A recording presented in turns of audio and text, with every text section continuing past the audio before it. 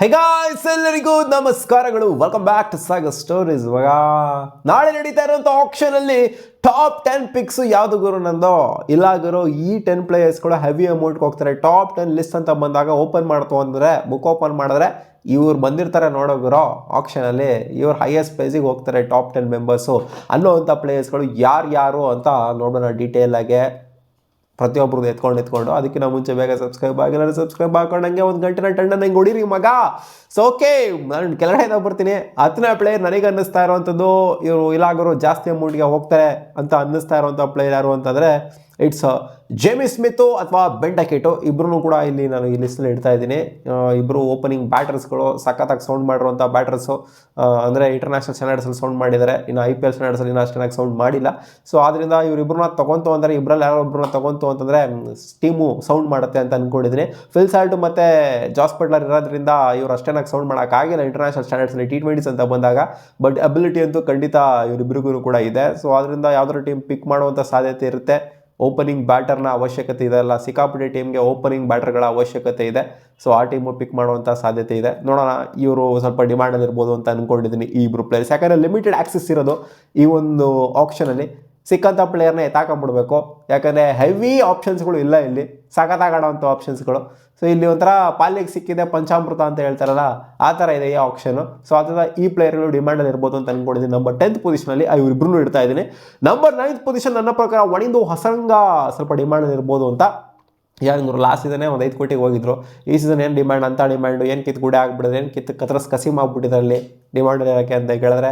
Last season demand ಏನು ಅಷ್ಟೇನು ಇರಲಿಲ್ಲ ಒಣಿಂದು ಹಸರಂಗಾಗಿ. ಆಪ್ಷನ್ಸು ಸಿಕ್ಕಾಪಟ್ಟೆ ಇತ್ತು, ಬಟ್ ಈ ಸೀಸನ್ ಆಪ್ಷನ್ಸ್ ಅಷ್ಟೊಂದಿಲ್ಲ. ಸೊ ಅದರಿಂದ ಪ್ರಾಬ್ಲಿ ನನ್ನ ಪ್ರಕಾರ ಡಿಮ್ಯಾಂಡ್ ಇರುತ್ತೆ ಹಸರಂಗಾಗಿ. ಯಾಕಂದರೆ ವಿಕೆಟ್ ಟೇಕಿಂಗ್ ಆಪ್ಷನ್ ಅಂತೂ ಖಂಡಿತ ಹಸರಂಗ. ಅಡೆನಿಗೆ ಒಳ್ಳೆ ವಿಕೆಟ್ ಅಂತೂ ಉಳಿಸ್ತಾರೆ, ಓಡಿಸ್ಕೊಬೋದು ನಾಯಿ ಓಡಿಸ್ಕೊಂಡಾಗೆ. ಬಟ್ ವಿಕೆಟ್ಸ್ ಅಂತೂ ಎತ್ತೋ ಅಬಿಲಿಟಿ ಖಂಡಿತ ಇದೆ. ಅದರಿಂದ ಹಸರಂಗ ಸ್ವಲ್ಪ ಡಿಮ್ಯಾಂಡಲ್ಲಿ ಇರ್ಬೋದು. ಅಂದರೆ ಹೆವಿ ಡಿಮ್ಯಾಂಡ್ ಅಂತಂದರೆ ಏನು 10 ಕೋಟಿ ಅದ್ರ ಮೇಲೆ ಹೋಗ್ಬಿಡ್ತಾರೆ ಅಂತ ಅಲ್ಲ, ಒಟ್ಟಿನಲ್ಲಿ ಡಿಮ್ಯಾಂಡಲ್ಲಿ ಇರ್ತಾರೆ. ಫ್ರಾಂಚೈಸ್ಗಳು ಬಿಡ್ ಮಾಡ್ತಾರೆ, ಯೋಚನೆ ಮಾಡ್ತಾರಿಲ್ಲ ಹಸರಂಗನ ತೊಗೊಬೇಕು ಅಂತ ಯೋಚನೆ ಮಾಡ್ತಾರೆ ಅಂತ ಹೇಳ್ತಾ ಇದ್ದೀನಿ ಅಷ್ಟೇ. ಆ್ಯಂಡ್ ಪ್ಲೇ ನಂಬರ್ 8 ಅಂತ ಬಂದಾಗ ನನ್ನ ಪ್ರಕಾರ ಜಾನಿ ಬ್ಯಾಸ್ಟೌ ಡಿಮ್ಯಾಂಡಲ್ಲಿ ಇರ್ಬೋದು ಅಂತ. ಲಾಸ್ಟ್ ಸೀಸನ್ನು ನೋಡಿದ್ರಲ್ಲಪ್ಪ, ಸ್ವಲ್ಪ ರಿಪ್ಲೇಸ್ಮೆಂಟ್ ಆಗಿ ಬಂದಂಥ ಪ್ಲೇಯರ್ಗಳು ಸ್ವಲ್ಪ ಹಾವಳಿ ಇಟ್ಟಿದ್ದು. ಅದೇ 8th ಮೂಮೆಂಟಲ್ಲಿ ರಿಪ್ಲೇಸ್ಮೆಂಟ್ ಆಗಿ ಬಂದಂಥವ್ರು. ಆದರೆ ಜಾನಿ ಬೆಸ್ಟೋ ಕೂಡ ಒಬ್ಬರು ಮುಂಬೈ ಇಂಡಿಯನ್ಸ್ಗೆ ಕಡೆಕಾಗಿ ಅವಳಿ ಇಟ್ಟಿದ್ರು. ಸೊ ಲಾಸ್ಟ್ ಸೀಸನ್ ಪರ್ಫಾರ್ಮೆನ್ಸ್ನ ತೊಗೊಳ್ತು ಅಂತಂದರೆ ಖಂಡಿತ ಅವ್ರನ್ನ ಟಾರ್ಗೆಟ್ ಮಾಡಲೇಬೇಕು. ಬೇರೆ ಫ್ರಾಂಚೈಸ್ಗಳು ಮಾಡೇ ಮಾಡ್ತಾರೆ. ಓಪನಿಂಗ್ ವಿಕೆಟ್ ಕೀಪರ್ ಬ್ಯಾಟರ್ ಅವಶ್ಯಕತೆ ಸುಮಾರು ಫ್ರಾಂಚೈಸ್ಗಿದೆ. ಸೊ ಅದರಿಂದ ಖಂಡಿತ ಟಾರ್ಗೆಟ್ ಮಾಡ್ತಾರೆ ಅಂತ ಅಂದ್ಕೊಂಡಿದ್ದೀನಿ. ಈ ಸೀಸನ್ನು ಜಾನಿ ಬೆಸ್ಟೋ ಇನ್ಸರ್ಡ್ ಆಗೋಂಥ ಮಾತೇ ಇಲ್ಲ, ಪಕ್ಕ ಯಾವ್ದಾದ್ರು ಟೀಮ್ಗೆ ಹೋಗ್ತಾರೆ. ಸ್ವಲ್ಪ ಮಟ್ಟಿಗೆ ಡಿಮ್ಯಾಂಡು ಕೂಡ ಇರುತ್ತೆ ಅಂತ ಅಂದ್ಕೊಂಡಿದ್ದೀನಿ. ಪ್ಲೇ ನಂಬರ್ 7 ನನ್ನ ಪ್ರಕಾರ ಇಟ್ಸ್ ಡೇವಿಡ್ ಮಿಲ್ಲರ್ ಅಣ್ಣಂಗೆ ಖಂಡಿತ ಎಲ್ಲ ಸೀಸನ್ ಆಪ್ಷನ್ಗಳು ಕೂಡ ಡಿಮ್ಯಾಂಡ್ ಇದ್ದೇ ಇರುತ್ತೆ. ಲಾಸ್ಟ್ ಸೀಸನ್ ಅಷ್ಟರ ಮಟ್ಟಿಗೆ ಎಕ್ಸ್ಪೆಕ್ಟೇಷನ್ ಮೀಟ್ ಮಾಡೋ ಲೆವೆಲ್ಗೆ ಹೋಗದೆ ಇರ್ಬೋದು ಅಮೌಂಟು. ಬಟ್ ಈ ಸೀಸನು ಒಂದು ಸ್ವಲ್ಪ ಅದೇ ಆ ಒಂದು ಅಮೌಂಟ್ ಲಾಸ್ಟ್ ಸೀಸನ್ ಏನು ಮ್ಯಾಚ್ ಮಾಡಿದ್ರೋ ಆ ಒಂದು ಅಮೌಂಟ್ನೇ ಮ್ಯಾಚ್ ಮಾಡೋವಂಥದ್ದು. ಏನು 10 ಕೋಟಿ ಹೋಗ್ಬಿಡ್ತಾರೆ ಅಂತ ಹೇಳ್ತಾ ಇಲ್ಲ. ಒಟ್ಟಲ್ಲಿ ಮಿಲ್ಲರ್ಗೆ ಆಪ್ಷನಿಗೆ ಬಂತು ಅಂತಂದರೆ ಏನು ಅನ್ಸೋಲ್ಡ್ ಆಗ್ಬಿಡ್ತಾರೆ ಅನ್ನೋ ಥರ ಏನಿಲ್ಲ. ಒಟ್ಟಲ್ಲಿ ಡಿಮ್ಯಾಂಡರ್ ಅಂತೂ ಇರ್ತಾರೆ.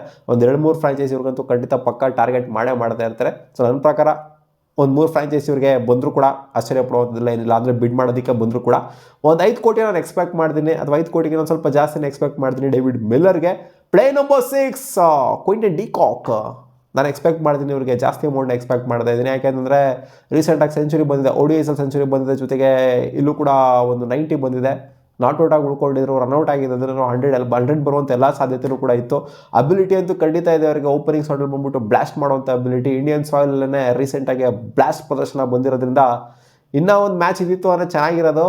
ಬಟ್ ಏನು ಮಾಡ್ತೀರಾ, 3 ಮ್ಯಾಚ್ ಆಗಿದೆ, 3 ಮ್ಯಾಚಲ್ಲಿ 1 ಮ್ಯಾಚ್ ಮಾತ್ರ ಬ್ಲಾಸ್ಟ್ ಕೊಟ್ಟಿದ್ದಾರೆ.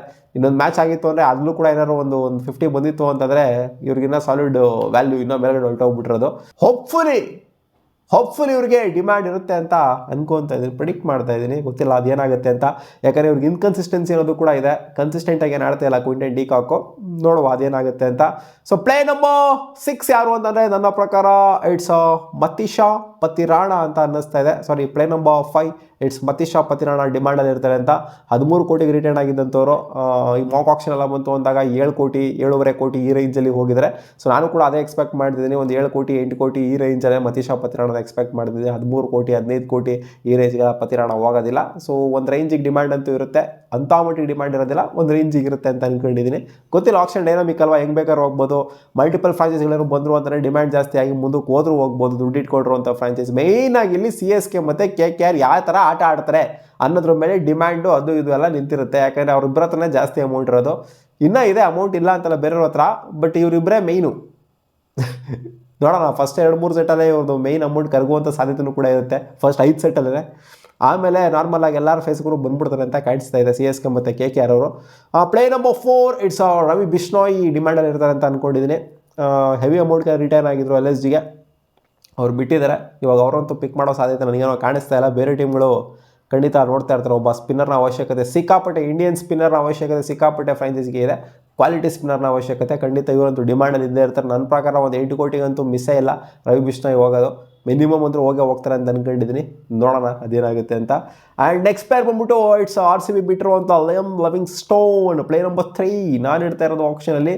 ಇವರು ಪಕ್ಕ ಹೆವಿ ಅಮೌಂಟ್ಗೆ ಹೋಯ್ತಾರೆ ಅಂತ ಒಂದು ಗಟ್ ಫೀಲಿಂಗ್ ಅನ್ನಿಸ್ತಾ ಇದೆ. ಯಾಕೆ ಅಂತ ಅಂದರೆ 9 ಚಿಲ್ಲರೆ ಕೋಟಿಗೆ ನಮ್ಮ RCB ಎತ್ತಿಟ್ಕೊಂಡಿತ್ತು. ಈ ಪ್ಲೇಯರ್ ಏನು ಅಂತ ಬಿಟ್ಟರು, ಬಟ್ ಈ ಪ್ಲೇಯರ್ಗೆ ಡಿಮ್ಯಾಂಡ್ ಇದೆ ಅಂತ ಅನ್ನಿಸ್ತಾ ಇದೆ. ಈ ಸೀಸನ್ ಆಪ್ಷನ್ನ ಸೆಟ್ಗಳೆಲ್ಲ ನೋಡ್ತು ಅಂತ ಅಂದರೆ ಖಂಡಿತ ಲಿಯಾಮ್ ಲಿವಿಂಗ್ಸ್ಟೋನು ಟಾಪ್ 3 ಅಥವಾ ಟಾಪ್ 4 ಬರೋದು ನನಗೆ ಯಾಕೋ ಡೌಟ್ ಕಾಣಿಸ್ತಾ ಇಲ್ಲ. ಹೋಗ್ಬೋದು ಗುರು, ಲಾಸ್ಟ್ ಸೀಸನ್ 9 ಚಿಲ್ಲರೆ ಕೋಟಿಗೆ ಏನು ಹೋಗಿದ್ರು. ಸೊ ಅದಕ್ಕೆ ನಾನು ಸ್ವಲ್ಪ ಜಾಸ್ತಿಗೆ ಹೋಗುವಂಥ ಸಾಧ್ಯತೆ ಇರುತ್ತೆ ಅಂತ ನಾನು ಎಕ್ಸ್ಪೆಕ್ಟ್ ಮಾಡ್ತಾ ಇದ್ದೀನಿ. ಆ ಅಮೌಂಟೇ ಅಥವಾ ಅದಕ್ಕಿಂತ ಜಾಸ್ತಿ ಅಮೌಂಟ್ಗೆ ಹೋಗ್ತಾರೆ, ಅದಕ್ಕಿಂತ ಕಮ್ಮಿ ಹೋಗೋದು ನನಗೇನೋ ಕಷ್ಟ ಕಾಣಿಸ್ತಾ ಇದೆ. ಯಾಕಂದರೆ ಡಿಮ್ಯಾಂಡ್ ಜಾಸ್ತಿ ಇದೆ ಈ ಸೀಸನ್ ಆಪ್ಷನಲ್ಲಿ ಲಿಯಾಮ್ ಲಿವಿಂಗ್ಸ್ಟೋನ್ಗೆ. And Venkatesh Iyer play number 2, Venkatesh ಅಯ್ಯರ್ಗೆ ಡಿಮ್ಯಾಂಡ್ ಖಂಡಿತ ಇದ್ದೇ ಇರುತ್ತೆ. ಮಲ್ಟಿಪಲ್ ಫ್ರಾಂಚೈಸಿಗಳಂತೂ ಟಾರ್ಗೆಟ್ ಮಾಡ್ತಾರೆ. CSK ಬರ್ಬೋದು. CSK ಬಂದಿಲ್ಲ ಅಂತಂದರೆ ಅಲ್ಲಿ KKRಗೆ ಆರಾಮಾಗಿ ಹೊರಟೋಗ್ಬಿಡ್ತಾರೆ ಅಷ್ಟೇ ಅವರು. CSK ಖಂಡಿತ ಬರ್ತಾರೆ, ಅವ್ರಿಗೆ ತಗೊಳಕ್ಕೆ ಇಷ್ಟ ಇಲ್ಲರೂ ಕೂಡ ಖಂಡಿತ ಬಂದೇ ಬರ್ತಾರೆ. ಕರಗಿಸ್ತಾರೆ ಸ್ಟ್ರಾಟಜಿ ವೈಸು ಬಂದ್ಬಿಟ್ಟು ಕರಗಿಸ್ತಾರೆ KKR ಅವರ ಪೋಸ್ಟ್ನ CSK ಅವರು.